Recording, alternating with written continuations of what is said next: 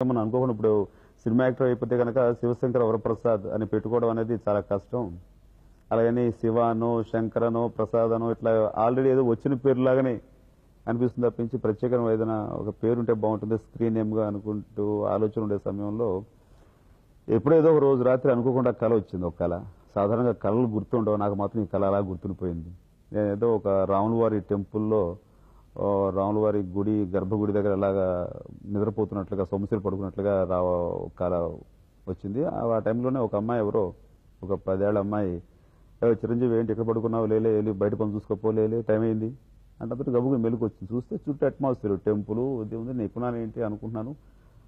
కానీ ఈ అమ్మాయి నా చిరంజీవి అని అంటుంది అంటే నేనే దానికి ఉలిక్కిపడి నేను లేకటం ఏంటి, అసలు నా పేరు అది కాదు కదా అని అంటే బయట నుంచి నా ఫ్రెండ్ కాంపౌండ్ వాళ్ళ నుంచి అదే పేరు పెట్టి మళ్ళీ పిలిచాడు, చిరంజీవి రారా వెళ్తున్నారా అని.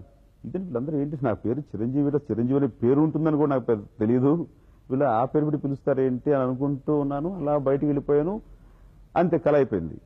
సో నెక్స్ట్ టైం మార్నింగ్ మా అమ్మగారు చెప్తున్నాను ఇట్లా వచ్చిందమ్మా అంటేను అప్పుడు అన్నారు, నువ్వు ఏదైనా ఏదో స్క్రీన్ నేమ్ సంబంధించి ఏదో పెట్టుకుందాం చిన్న పేరు అనుకుంటున్నావు కదా, నువ్వు రాములవారి భక్తుడు, నేను ఆంజనేయ స్వామి భక్తుడు నువ్వు. సో ఆంజనేయ స్వామి కూడా చిరంజీవి అనేది చాలా పవిత్రమైన పేరు, అందుకనే పెళ్లి కొడుకు పెళ్లి కూతురు ముందు చిరంజీవి అని వాడుతుంటారు.